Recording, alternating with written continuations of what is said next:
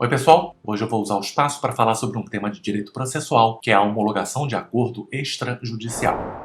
É interessante que isso é uma novidade trazida pela reforma trabalhista, pela Lei 13.467 de 2017. Até então, nós não tínhamos na Justiça do Trabalho procedimento especial de jurisdição voluntária. Toda a jurisdição era sempre contenciosa. E na prática, aí falando assim da experiência, eu acho que ninguém nega, havia muito acordo fraudulento. As partes já estavam em consenso para o acordo, mas como não havia esse tipo de procedimento, simulava-se, na verdade, uma reclamação trabalhista que não existia, não havia pretensão resistida, na verdade, na prática, para levar ao juiz um simulacro de reclamação trabalhista para, em juízo, fazer um acordo. Então, ao invés de fazer isso, até estimulando as partes a fazerem coisas equivocadas, erradas, simuladas, então houve a possibilidade das partes fora da justiça elaborarem um termo de acordo e levarem ao juízo para análise e, se fosse o caso, para homologação. Essa é a ideia da homologação de acordo extrajudicial na Justiça do Trabalho. A competência, ela veio então com a lei, amplificou a competência e no artigo 652, a linha F da CLT,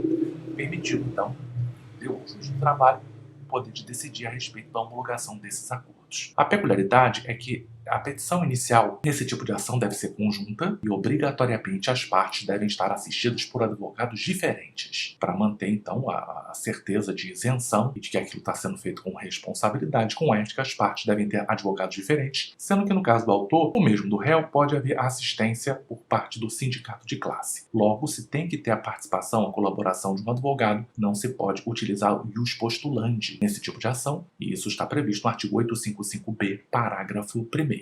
Pois bem, apresentada a ação, e temos uma classe processual própria no PJE, o juiz analisa o acordo e em 15 dias ele decide se o homologa ou não, ou se ele entender que é necessária a audiência para a confirmação dos fatos e da vontade especialmente do trabalhador, de acordo com o artigo 855d da CLT, ele designa a audiência. Eu já tive a oportunidade de me deparar com algumas homologações de acordo extrajudiciais e em todos eles, até porque é uma situação nova, eu determinei a designação de audiência para lá confirmar se o trabalhador estava ciente daqueles termos, se ele tinha alguma dúvida, se queria fazer alguma pergunta e se estava ciente, na verdade, da extensão dos efeitos daquele ato jurídico, que é normalmente aquilo da quitação geral quanto ao contrato de trabalho. Lembrando que o juiz analisa e poderá homologar ou não. O juiz não é obrigado a homologar acordo, mesmo sendo à vontade das partes. O juiz não pode, a contragosto, se ver obrigado a homologar um acordo que ele entenda que é fraudulento ou lesivo a uma das partes. Nesse sentido, temos até a súmula 418 do TST. Diz claramente que você não pode impetrar mandado de segurança para obrigar o juiz a homologar um acordo que ele não deseja, porque não é direito líquido e certo da parte ver esse acordo homologado contra a vontade do juiz. Naturalmente, eu imagino e quero crer que o juiz, ao negar a homologação, ele deve fundamentar a sua decisão até mesmo para ser objeto de recurso.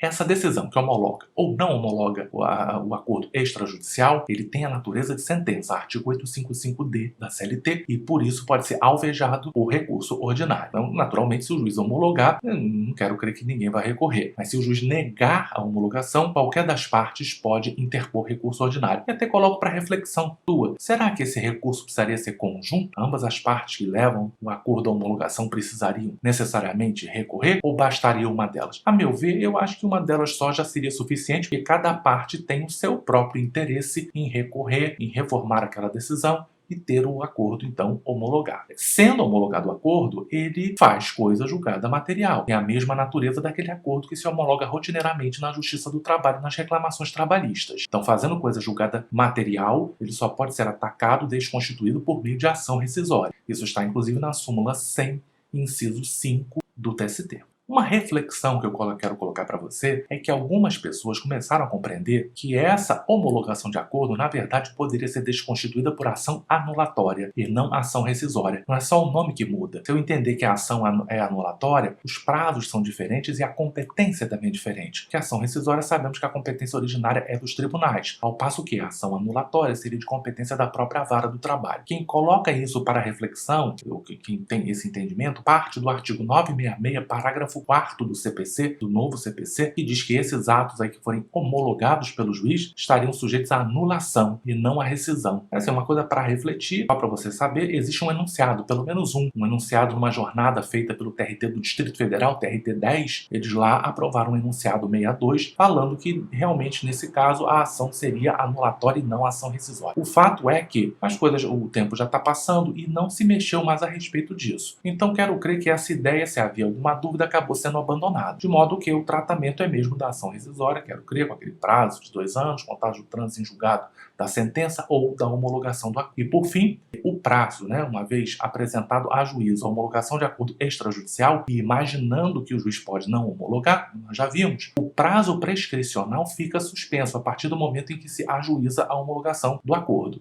Se o juiz negar, então, a partir do trânsito em julgado dessa sentença negatória de homologação, o prazo prescricional volta a fluir, até porque a parte pode, então, ter interesse em ajuizar reclamação trabalhista para poder receber aqueles créditos que ele imaginava poder resolver por meio da homologação de acordo extrajudicial. Isso está no artigo 855-E, parágrafo único da CLT. Espero que tenha sido útil e, como sempre, estude e faça mais pelos seus clientes.